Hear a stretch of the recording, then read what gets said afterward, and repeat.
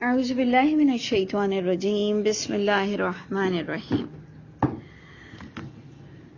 ہم آج آیت نمبر 215 سے دیکھیں گے، 215 آیت، جس میں آپ دیکھیں گے کہ انفاق کے بارے میں سوال ہوگا۔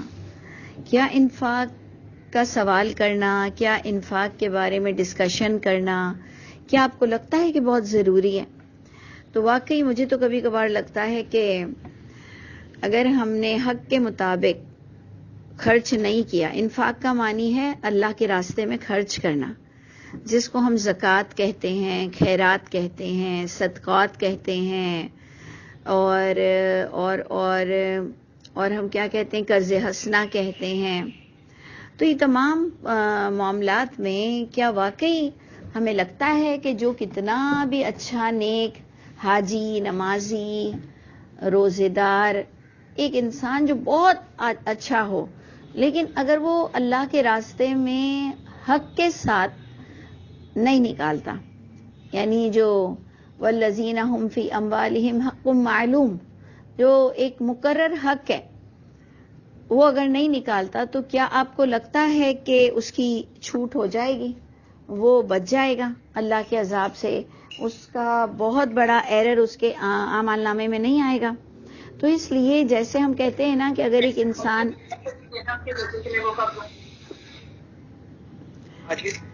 جیسے ہم کہتے ہیں کہ ایک انسان اگر بہت اچھا ہے، بہت نیک ہے، لیکن ماں باپ کی دعائیں اس کے ساتھ نہیں، یا وہ زانی ہے، یا وہ قاتل ہے بڑا بے انتہا نیک، تو ہم کہتے ہیں کہ کتنا بڑا اس کے تو اعمال نامے میں دھبا ہوگا، اور بخشش کے تو کتنے لالے پڑیں گے۔ یعنی یہ تو ہماری ایک جنرل سینس ہم کو بتاتا ہے۔ بالکل اسی لسٹ میں جیسے ایک بہت نیک انسان کا قاتل ہونا، زانی ہونا ایکسیپٹیبل نہیں ہے، چاہے وہ کتنا بڑا نیکوکار ہو، لیکن اس کے کچھ بڑے گناہ تو بالکل، اس میں شرک تو ہے ہی ہے، لیکن شرک سے ہٹ کر بھی کچھ گناہ ایسے ہوتے ہیں جو ہمارا دماغ کہتا ہے کہ کیسے قابل قبول ہوگا کہ وہ جنت میں جا سکے گا۔ تو بالکل اسی طرح زکوٰۃ نہ دینے والا، انفاق کا ایکچولی معنی ہے زکوٰۃ، جو کہ فرض ہے۔ صدقات اگر آپ سورہ توبہ میں پڑھیں گے تو ہم صدقے کو کچھ اور سمجھتے ہیں، کبھی کبھار ہم اپنی جان کا صدقہ بھی سمجھتے ہیں، کبھی کبھار ہم کہتے ہیں کہ جی میں زکوٰۃ کھاتا ہوں لیکن میں صدقہ نہیں کھاتا۔ لوگوں کے آپ بیان اگر کبھی ریکارڈ کریں، دیکھیں، تو ایسا کیوں ہوتا ہے کہ وہ کہتا ہے کہ یہ کون سا پیسہ ہے؟ تو پھر اگر زکوٰۃ ہے تو کوئی کہتا ہے میں زکوٰۃ نہیں کھاتا، اور اگر کوئی سے پوچھو کہ آپ صدقہ کیوں نہیں کھاتے ہو، تو وہ کہے گا کہ بلائیں، آپ کی بلائیں مجھ پہ ٹرانسفر ہو رہی ہیں۔ تو وہ بھی غلط چیز ہے کہ ہم نے جو ایک لوگوں کو دماغ دے دیا تھا کہ جی بلائیں دور کرنے کے لیے صدقہ ہوتا ہے، جبکہ سورہ توبہ میں انما الصدقات سے آیت شروع ہوئی اور اینڈ ہوئی ہے فریضۃ من اللہ، یعنی بے شک صدقات ان لوگوں کا حصہ ہے جو کہ ہم زکوٰۃ کے مصرف میں بیان کرتے ہیں۔ تو ادھر جب ہم اس کو اینالائز کرتے ہیں کہ یہ صدقہ کس کیٹیگری میں آ رہا ہے، تو اس کا اینڈ ہوتا ہے فریضۃ من اللہ، کہ یہ فرض ہے اللہ کی طرف سے کہ تم اپنے مال ان لوگوں پہ خرچ کرو گے، فرض ہے۔ تو فرض پر ہماری زکوٰۃ کی گھنٹی بجتی ہے کہ اچھا یہ زکوٰۃ ہے۔ تو اس لیے یہ بہت ہی کروشل، بہت ہی امپورٹنٹ پوائنٹ ہے، اور آپ حیران ہوں گے کہ قرآن میں 2 بار آ رہا ہے یسألونک ماذا ينفقون، یسألونک ماذا ينفقون۔ اچھا، میرا خود کا بھی دماغ یہ چلتا تھا کہ مجھے کوئی پرسنٹیج بتا دے، اور میرا خود کا بھی یہ کہنا ہے کہ اللہ نے جب میتھمیٹیکلی ڈیجٹ پر باتیں کی ہے نا، ایسا تو نہیں ہے کہ ہمارا قرآن نے نیومرل، ڈیجٹ، نمبر، عدد، اس پر اللہ نے بات نہ کی ہو۔ اللہ نے تو پرسنٹیج پہ بھی بات کی ہے، خمس اور تیسرا حصہ اور 1/3۔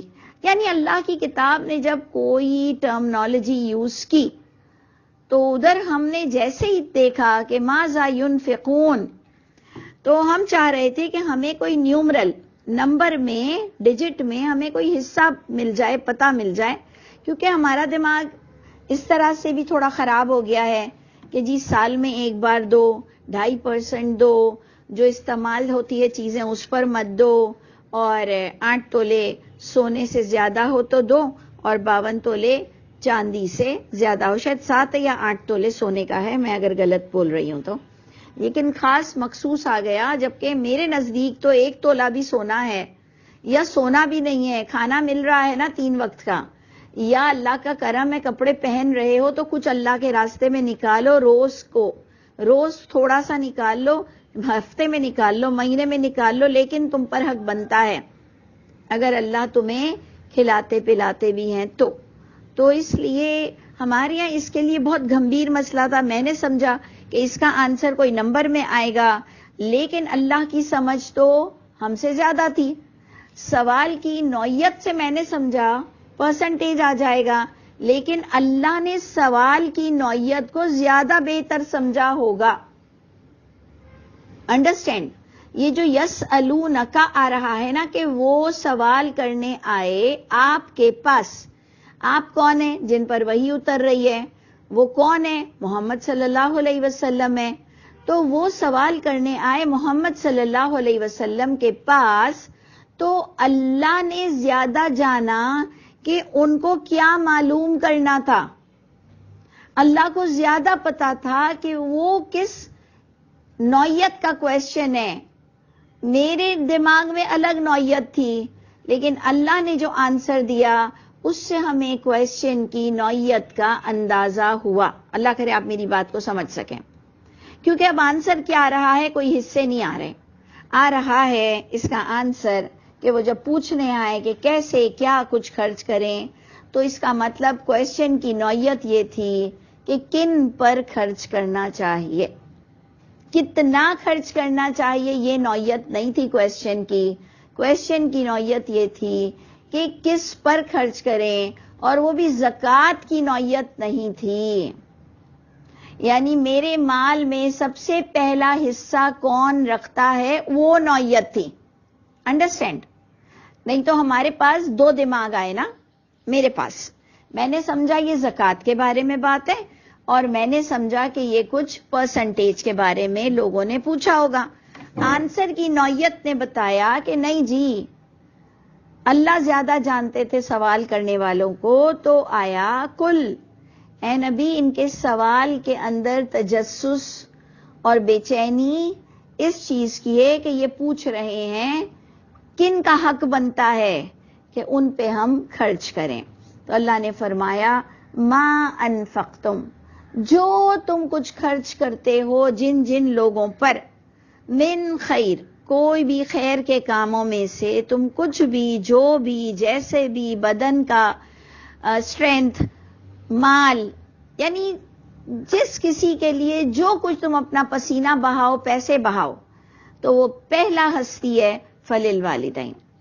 والدین پہلے نمبر پر آتے ہیں.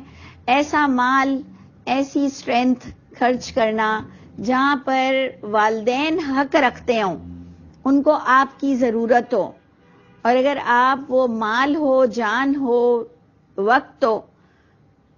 دیکھیں اس کے اندر ماذا ينفقون میں سب آ گیا. وقت پہ کس پہ خرچ کریں، مال کس پہ خرچ کریں، اور اپنی انرجی کس پر خرچ کریں. کویشچن کی نوعیت نے تو بالکل ہمارا دماغ ہی بدل دیا، کیونکہ ہم تو تفسیر القرآن بالقرآن پڑھنے کے طریقے پر چلتے ہیں. تو اللہ نے فرمایا جو مال تم جس طرح کی مال، اسٹرینتھ، تندرستی خرچ کرتے ہو، فللوالدین پہلا حق رکھتے ہیں والدین. ادھر زکوٰۃ کی بات نہیں ہو رہی ہے، زکوٰۃ والدین پر نہیں لگتے ہے. جیسے زکوٰۃ بچوں پہ نہیں لگتی ہے، بیوی پہ نہیں لگتی ہے، کیونکہ وہ آپ کی ذمہ داری ہوتے ہیں. ایک سوال اگر اٹھتا ہے کہ کیا میں اپنی بیوی کو زکوٰۃ دے سکتا ہوں، تو ہم کہیں گے پاگل ہو، نکاح کیوں پڑھا تھا؟ پھر نکاح تو اسی لیے پڑھا تھا کہ تم اس کے ذمہ دار ہو. کہا میں اپنے بچوں کو زکوٰۃ دے سکتا ہوں، ہم کہیں گے کیوں؟ بچے تو تم نے پیدا کیے، ذمہ دار تو تم ہو. ہاں بڑے ہو جائیں، وہ نہیں کما رہے، تو زکوٰۃ کیوں دو گے؟ زکوٰۃ کیوں دو گے؟ پھر دو ہی مت، اگر ان کی گرومنگ کرنی ہے تو. کما نہیں رہے. لیکن اگر محتاج، معذور ہیں، کوئی مسئلے مسائل ہیں، تب بھی آپ اپنی اولاد پر زکوٰۃ خرچ نہیں کر سکتے. پھر سوال آتا ہے کہ کیا ماں باپ کو ہم زکوٰۃ دے دیں؟ تو ہم کہیں گے ماں باپ بھی اسی لسٹ میں آتے ہیں جس لسٹ میں وراثت آتی ہے. وراثت میں ایک آدمی یا ایک عورت کی وراثت میں اس کے ماں باپ حصے دار ہوتے ہیں، چاہے عورت ہو یا مرد ہو. مرد ہو یا عورت ہو، سب کی وراثت میں اس کے ماں باپ آتے ہیں اور اس کے بچے آتے ہیں اور اس کا اسپاؤس آتا ہے. اسپاؤس مینس جو بھی جوڑا ہوگا ازدواجی، چاہے کہ وہ لڑکی یا لڑکا جو بھی ہوگا، ہر ایک کی وراثت کے یہ 3 حصے ہوتے ہیں. بھائی بہن وراثت میں نہیں ہوتے ہیں. بھائی بہن ان کی وراثت کا حق رکھتے ہیں جو شادی شدہ نہ ہو اور اس کے بچے نہ ہو، اس کی بیوی نہ ہو. سمجھ آئی؟ تو یہ میں آپ کو کلیئرٹی دے رہی ہوں. ویسے تو ماشاءاللہ آپ لوگوں کو آتا ہوگا، سب پتا ہوگا، لیکن جب بات چلتی ہے تو پھر پوری چلتی ہے کہ والدین ایسے ہی برابر کے حصے دار ہیں. اچھا جی، اب جو میرے پاس کویشچن آتے ہیں اس لیے میں اسی طرح کا درس دیتی ہوں کہ ہمارے یہاں جو بیٹیوں کا مزاج ہے نا، کہ بیٹیاں کہتی ہیں کہ کیا میں اپنی ماں باپ کو زکوٰۃ دوں، کیونکہ میرے ماں باپ کا پورا تو میرا شوہر نہیں کرے گا. ماں کا آنکھوں کا آپریشن ہے، ماں کے پیر ٹوٹ گئے ہیں، باپ کا پرابلم آ گیا ہے، اور شوہر کہہ رہے ہیں میرے والدین تھوڑی ہیں، میں کوئی تھوڑی ذمہ دار ہوں تمہارے ماں باپ کا، زکوٰۃ میں سے دے دو. تو لڑکیاں اکثر یہ سوال کرتی ہیں کہ کیا میں اپنا جو زکوٰۃ میری نکلتی ہے زیوروں کی اور جو میرے شوہر کی زکوٰۃ نکلتی ہے جو میری نکلتی ہے، کیا میں اپنے والدین کا راشن پانی آپریشن اور ہر مہینے کی دوائیاں کر دوں؟ تو ہر لڑکی کان کھول کر یہ سن لے کہ یہ آپ کو کس آیت سے پتا چلا ہے کہ صرف بیٹے ذمہ دار ہیں؟ کون سی آیت نے آپ کو بتایا کہ صرف بیٹے ذمہ دار ہیں ماں باپ کے؟ جب ماں باپ کی بات آئی کہ ماں باپ ذمہ دار ہیں ہر بچے کی ذمہ داری ہے ماں باپ کا پورا کرنا، تو آپ لڑکیوں نے کیسے سمجھ لیا کہ آپ کی ذمہ داری نہیں ہے؟ ٹھیک ہے، ہمارے معاشرے کا یہ طریقہ ہے کہ بیٹیاں ماں باپ کا نہیں اٹھاتی ہیں، فائنینشلی ان کو نہیں سپورٹ اتنا کرتی ہیں. یہ ہمارے معاشرے کا قانون ہے. اگر معاشرے میں جن کے گھر بیٹے نہیں ہیں، جو غریب ہیں، تو ان کے لیے ضروری ہے کہ بیٹی کو جاب بھی کرنی پڑے گی، بیٹی کو مال بھی نکالنا پڑے گا، اور اگر میاں نہیں دیتا تو بیٹی کو کمانا پڑے گا، نہیں تو میاں کے کان کھولنے پڑیں گے کہ پھر مجھے جاب کرنی پڑے گی، مجھے کمانا پڑے گا، نہیں تو تم میرے ماں باپ کے ذمہ دار بنو. جو جائز ہے. دیکھیں ناجائز تو کہیں نہ لڑکی کر سکتی ہے نہ لڑکا کر سکتا ہے. خرچوں میں کم سے کم خرچے کرو، لیکن پھر داماد ہی ذمہ دار بنے گا نہیں تو لڑکی کو جاب کرنا پڑے گا اور لڑکی کو کمانا پڑے گا اگر والدین کا کوئی سپورٹر نہیں ہے. بھائی کہیں بیٹے ہوتے ہی نہیں ہیں، کہیں پر بیٹے دیکھتے ہی نہیں ہیں، چھوڑ کے چلے جاتے ہیں. تو جیسے وہ گناہگار ہیں ایسے بیٹیاں بھی برابر کی گناہگار ہوں گی. اگر وہ سپورٹ نہیں کریں گی تو کیسے بیٹی زکوٰۃ دے سکتی ہے والدین کو؟ کیونکہ ذمہ دار ہیں بچہ، والدین اس کی ذمہ داری ہے بچے کی. ایک زمانے میں والدین کی ذمہ داری میں بچے تھے، اس لیے والدین نے بچوں کو زکوٰۃ نہیں دی. پھر ایک وقت آیا جب بچے ذمہ دار ہوئے تو اب بچے والدین کو زکوٰۃ نہیں دے سکتے ہیں. یہ میرا پورا 2 ٹوک بڑا اب تک کا حتمی فیصلہ ہے. آپ اپنے اپنے فیصلے دیکھ لیں. تو جیسے ہمارے گھر میں ایک بجٹ چلتا ہے، بجٹ کے مطابق گوشت آتا ہے، راشن آتا ہے، سب کچھ ہوتا ہے، کرائے نکلتے ہیں، یوٹیلیٹی بلز. اس درمیان کوئی ایکسیڈنٹ ہو جاتا ہے، کوئی آپریشن نکل آتا ہے، کوئی شادیاں نکل آتی ہیں، تو پھر آپ کیا کرتے ہو؟ پھر آپ مینیج کرتے ہو نا، اور بلکہ آپ اللہ کا شکر ادا کر رہے ہوتے ہو کہ جان بچ گئی، ایکسیڈنٹ ہو گیا، آپریشن ہو گیا، شکر ہے جان بچ گئی. جبکہ اس مہینے میں آپ کا بجٹ اپ اینڈ ڈاؤن ہو جاتا ہے، پورا بجٹ گڑبڑ ہو جاتا ہے، بچوں کو کچھ ہو جائے یا شوہر کو کچھ ہو جائے یا بیوی کو کچھ ہو جائے، تو پھر ماں باپ کو کچھ ہو جائے تو وہی فیلنگ رکھنی پڑے گی کہ میرا بجٹ آؤٹ ہوا تو کوئی بات نہیں، ضروری تھا. جو ضروری ہے وہ ضروری ہے. ماں باپ کو زکوٰۃ کسی صورت بھی نہیں لگے گی، نہ بیٹی دے سکتی ہے زکوٰۃ نہ بیٹا دے سکتا ہے زکوٰۃ، اور اگر بیٹی نے بھی حق ادا نہیں کیا تو اس کو بھی اللہ کے گھر بیٹے کی طرح جواب دینا پڑے گا۔ تو ہر ایک کے لیے اپنا ایک جواب ہے۔ قرآن کا دیکھے سوال کی نوعیت کیا تھی، اللہ نے بھی جواب کس انداز سے دیا کہ وہ پوچھنے آئے آپ سے کہ وہ کن پہ خرچ کریں، کیا کچھ خرچ کریں، کیسے کچھ خرچ کریں۔ ماذا بڑا ڈیپ سٹائل ہے۔ تو اللہ نے پہلی بات کر دی کہ سنو، کان کھول کے سن لو، جو کچھ تم خرچ کرو گے، چاہے تندرستی، چاہے مال، چاہے وقت، وہ والدین اس کے حصے دار سب سے پہلے ہیں، بغیر زکوٰۃ کی بات ہو رہی ہے۔ اس کے بعد قرابت دار آتے ہیں، تو قرابت دار پر پھر آیت کھلتی ہے کہ ہاں قرابت دار حصے دار ہوتے ہیں زکوٰۃ میں بھی، وہ بھی قرابت دار میں اگر آپ قرابت لینا تو اولاد ماں کے پیٹ سے نکلتی ہے، تو وہ قرابت فرق آ گیا، وہ اولاد لفظ آ گیا۔ بھائی بہن قرابت دار میں آ جاتے ہیں، ان کو زکوٰۃ لگ سکتی ہے کہ ایک بھائی بہن اپنے شادی شدہ بھائی بہنوں کے اتنے ذمہ دار نہیں ہوتے ہیں، چلیں، لیکن ٹھیک ہے، ادھر تو پھر ہم تھوڑا سا منہ کو بند کر لیں کہ چلے بھائی بہن، ان کے بچے اور ممانی اور ماموں اور چچا اور ان کے بچے اور پھپھو اور ان سب لوگوں کے یہاں آپ، پھر ہم چپ ہو جاتے ہیں کہ پھر چلو ٹھیک ہے، زکوٰۃ کے پہلے حقدار وہ ہو گئے۔ تو ایک اور کویسچن اٹھتا ہے، کیا زکوٰۃ دیں تو بتا کے دیں؟ ارے بھائی ذلیل کر رہے ہو سب کو، کس نے کہا زکوٰۃ بتا کے دو؟ کہا نہیں، زکوٰۃ تو بتا کے دینا چاہیے۔ اچھا، تمہارے کون سا مولوی ہے جو لوگوں کو ذلیل کرنا سکھاتا ہے؟ کون سا مفتی ہے جو تمہیں ذلیل کرنا سکھاتا ہے؟ نہیں، وہ میرے فلاں فلاں کہہ رہے ہیں کہ مجھے زکوٰۃ مت دینا، تو آپ چپ رہیں بس۔ وہ اپنی سیلف، اپنی اس کی ایک اسٹیم ہوتی ہے بندے کی، ایک اس کی خود کی ایک عزت نفس ہوتی ہے، وہ کہہ رہا ہے یار مجھے زکوٰۃ سے مت دینا۔ وہ تو جاہل ہے، وہ تو جاہل ہے۔ اگر کوئی آپ سے کہے کہ بس دعا کرو مجھے موت کے فرشتے نہ دیکھنے پڑیں، تو آپ ان کو کیا بولو گے؟ آپ جاہل سمجھ کر چپ ہو جاؤ گے کہ موت کے فرشتے تو بیٹا تجھے دیکھنے تو پڑیں گے۔ تو بالکل اسی طرح ایک جاہل ہے بیچارہ، وہ بھی مولویوں کی وجہ سے جاہل ہوا ہے، وہ بھی بڑے دینداروں کی وجہ سے جاہل ہوا ہے کہ جی زکوٰۃ کھانے سے تو ہڈے گل جاتے ہیں، زکوٰۃ کھانے والا تو یوں منوس ہوتا ہے، زکوٰۃ کھانے والا تو یوں یوں یوں یوں یوں ہوتا ہے۔ جبکہ میرے نزدیک زکوٰۃ کے پہلے حقدار وہ رشتہ دار ہوتے ہیں جو کام بھی کرتے ہوں، بیٹے بھی ہوں، لیکن پورا نہ ہوتا ہو۔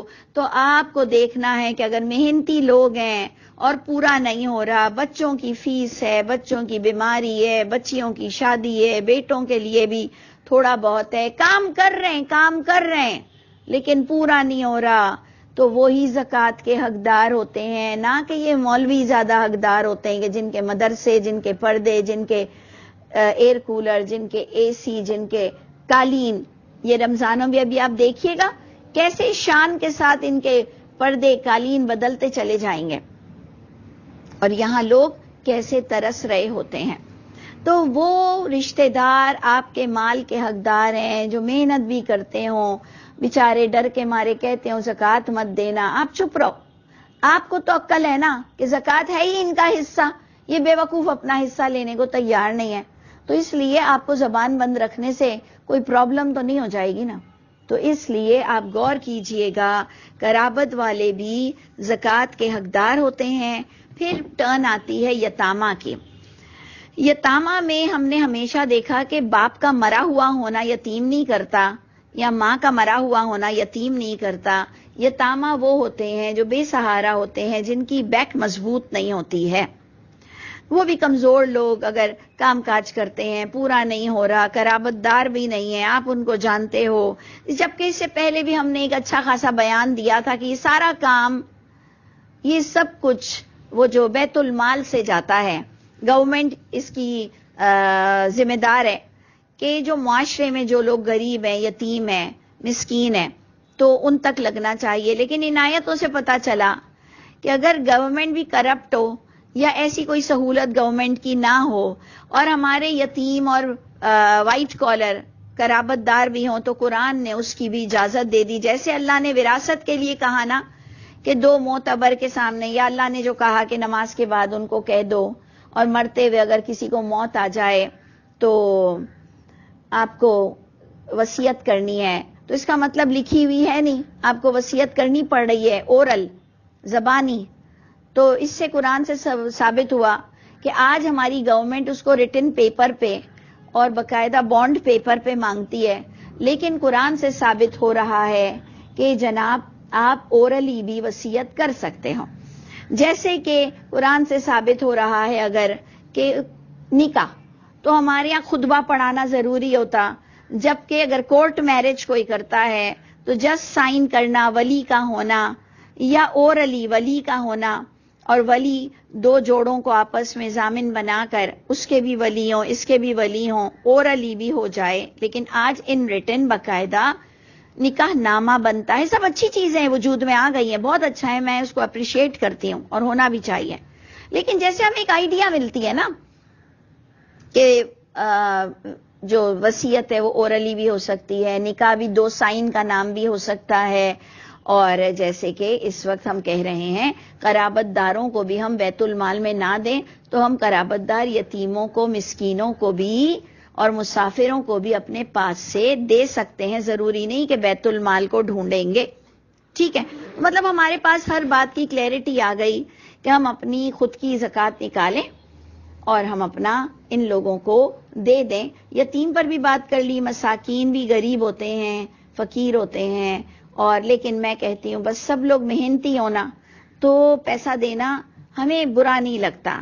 ان لوگوں کو پیسہ دینا ہمیں تھوڑا برا لگتا ہے جو محنتی نہیں ہے اور جو لوگ زکوٰۃ پر پلتے ہیں اور جن کو ایک آئیڈیا ہے کہ رمضان میں اتنا کما کے جائیں گے کہ پورا سال وہ زکوٰۃ بیٹھ کر کھائیں گے. یا وہ لوگوں کو ہم ناپسند کرتے ہیں جو صرف رونا رونا رونا اپنا لگاتے ہیں کہ کسی بھی صورت وہاں سے پیسہ نکل آئے کہیں سے. تو اللہ تعالی ہم سب کو ہماری اولادوں کی اولادوں کو دینے والا بنائے اور ہم سب کو محتاجی اور رونے سے اور ذلیل ہونے سے بچا لیں. تو اللہ فرماتے ہیں یہ بتانے کے بعد کہ ہم تو منہ ہی دیکھتے رہ گئے کہ یسألونک ماذا ینفقون میں ہم نے سوال کی نوعیت کچھ اور سمجھی تھی، جواب سے ہمیں اصل حالات کا پتہ چل گیا کہ اچھا لوگ یہ جاننا چاہ رہے تھے کہ کن کو دینی چاہیے. تو زکوٰۃ کی بات بھی ہو گئی اور والدین جو ذمہ دار ہیں ان کی بھی بات ہو گئی. اور اسی لیے قرآن کہتا ہے کہ ان فی ذلک لآیات لأولی الالباب، بے شک اس میں آیتیں ہیں اولو الالباب کے لیے. اب اگر اسی آیت کو کوئی اس طرح سے کہے کہ زکوٰۃ کے حقدار والدین بھی ہیں، میں نہیں مانتی، کیونکہ میں کہوں گی کہ یہ اللہ تم سے بھی سوال کریں گے. تم اس کا جواب دے دینا کہ اللہ تعالیٰ مجھے اس آیت میں لگا کہ قل ما انفقتم من خیر فللوالدین. اگر تم اس کا ترجمہ یہ کرتے ہو کہ وہ زکوٰۃ پوچھنے آئے اور اللہ کے نبی کو یہ جواب دیا گیا کہ جو تم زکوٰۃ خرچ کرتے ہو تو والدین کو زکوٰۃ دو، تو یہ تمہارے ایمان کے ساتھ، تم تمہاری سمجھ کے ساتھ اور میں میری سمجھ کے ساتھ. میں نے اسی لیے آپ کو یہ ریکارڈنگ بھی دے دی ہے اور اپنی انڈرسٹینڈنگ بھی دے دی ہے کہ اللہ کے گھر کوئی بے وقوف اللہ کو نہیں بنا سکے گا کہ عقل نہیں ہے کہ والدین کے لیے زکوٰۃ دی جائے گی. یہ تو خرچ کرنے کی بات آ رہی ہے. ہاں قرابت دار یتامہ مساکین کے لیے کلیئر قرآن میں آ رہا ہے وہ زکوٰۃ کے حقدار ہیں. والدین کے لیے آپ کوئی آیت نکال کے بتا دو کہ وہ زکوٰۃ کے حقدار ہیں یا وہ تمہارے ذمہ دار ہیں، تم ان کے وارث ہو، وراثت تمہارے نام پر وہ کر کے جاتے ہیں، تو پھر تم جب حصے دار ہو تو وہ تمہاری زکوٰۃ کیسے کھائیں گے؟ نہ ان کو زکوٰۃ لگتی ہے اور نہ ان کو زکوٰۃ دی جاتی ہے. پھر آپ کو خود کو فیصلہ اللہ کے ہاں یہ دکھانا پڑ جائے گا. اس لیے پہلے فیصلہ کر لیں آپ نے کیا سمجھا. تو اللہ نے پھر سب کو مرج کر کے کہہ دیا وما تفعلوا من خیر. اللہ نے پھر دوبارہ ایک سٹیٹمنٹ دے دیا جو تم نیکی کرو گے وما تفعلوا من خیر. دیکھیں کبھی کبھار ایک بچہ پیسہ خرچ کرتا ہے، دوسرا بچہ دھکے کھاتا ہے ماں باپ کے لیے. ایک بچہ گھر میں رکھتا ہے ماں باپ کو، دوسرا بچہ اس کے پورے ایکسپنس اٹھاتا ہے ماں باپ کے. ہوتا ہے نا ہمارے معاشرے میں کہ وہ اکثر ماں باپ غریب بچوں کے یہاں رہتے ہیں. اکثر وہ بڑا ہوتا ہے، چھوٹا ہوتا ہے، معذور ہوتا ہے، واٹ ایور، رہتے غریب کے یہاں ہیں، خرچہ امیر بیٹا یا بیٹی کرتی ہے. تو اللہ کہہ رہے ہیں جو جیسے کردار ادا کرے گا، جو جس طرح سے سپورٹ کرتا ہے، وما تفعلوا من خیر، جو تم کرو گے کوئی بھلائی، فإن اللہ بہ علیم، اللہ اس کو ہر چیز کو جاننے والا ہے. یہ سورہ بقرہ ہے، اس میں ڈفرینٹ ٹاپکس آتے ہیں. تو اب آپ کا 216 پر ایک الگ ٹاپک بھی آ رہا ہے، کتب علیکم القتال. اور ویسے اگر میں لنک کرنا چاہوں، جوڑنا چاہوں تو میں جوڑ سکتی ہوں، کیونکہ میرے نظریے کے مطابق قتال سے میں انفاق کو جوڑنا ایزیلی، مجھے بہت ایزی رہتا ہے، کیونکہ انفاق سے ہی تو قتال کی مضبوطی ہوگی. قتال کی بات آ گئی، انفاق کی بات آ گئی، والدین کی بات آ گئی، رشتے ناتوں کی بات آ گئی، تو اب ہمارا مال کدھر جانا چاہیے؟ گورنمنٹ کو ملنا چاہیے، جس سے قتال کی پالیسی مضبوط ہوگی کہ انشاءاللہ قتال کرنا ہی نہیں پڑے گا. لیکن قتال کی پالیسی میں ہمیں بہت سٹرونگ ہونا چاہیے کہ انشاءاللہ ہمارے منہ ہی کوئی نہ لگے، انشاءاللہ ہمیں کوئی آنکھیں ہی نہ دکھا سکیں. یعنی جب ہم انفاق کریں گے تو گورنمنٹ مضبوط ہوگی. تو یہ پالیسی اللہ ہمیں بتا رہے ہیں، جو مجھے یہاں سے انٹرلنک ہوتا ہوا نظر آ رہا ہے کہ اللہ نے تم پر قتال کو جو لازم کیا ہے وہ ہوا کرہ لکم، اور جبکہ وہ ناپسندیدہ ہے تمہارے لیے. صحیح بات ہے، چلیں ایک تو ہوتا ہے کہ ضروری ہے لڑنا اور پھر بھی ناپسند کر رہے ہو، ایک تو یہ ساری زندگی آرمی سے جوائن رہے، نیوی سے، پولیس سے جوائن رہے، اور جب تمہیں برے وقت پر بلایا گیا تو تم نے منہ بنایا اور تم نے پیٹھ پھیری. ایسے تمام فیلڈ والوں کا بہت برا انجام ہوگا. ہم تو پھر سویلین ہیں نا، ہم تو پھر سویلین ہیں.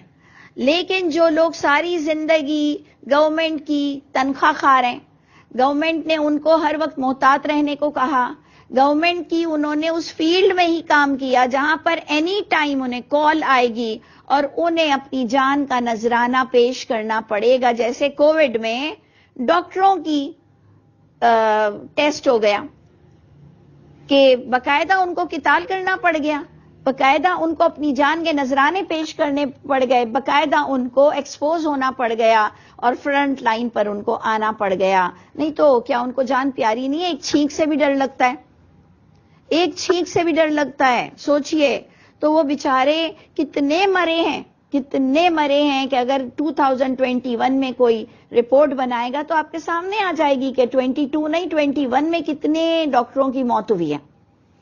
تو یہ چیزیں قرآن آپ کو بتاتا ہے کہ جو جس فیلڈ سے وابستہ ہے، جس نے جس فیلڈ کا اوتھ لیا ہے، اس کی جب بھی آزمائش آئے گی اس کو ریڈی رہنا پڑے گا. اللہ کہہ رہے وَهُوَ كُرْهٌ لَكُمْ میں اگر ہم ایک بات یہ لے لیں کہ جو اس سے جوائن ہے اور جب انہیں بلایا جائے اور پھر وہ کراہت کریں تو وہ اللہ کے عذاب کے مستحق ہیں. اور اگر ہم اس آیت کو اس سینس سے لیں کہ جنگ و جدال کوئی اچھی چیز نہیں ہوتی ہے، کیونکہ اب آگے نظریہ کیا بیان کیا جا رہا ہے وہ کیا ہے وہ غور سے دیکھیے.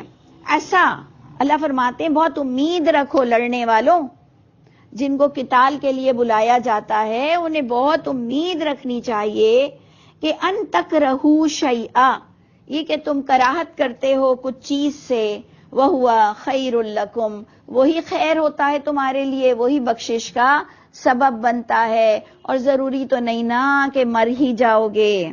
جیسے دین کا کام کرنے والے حق بولنے سے ڈرتے ہیں کہ بس مار دیں گے.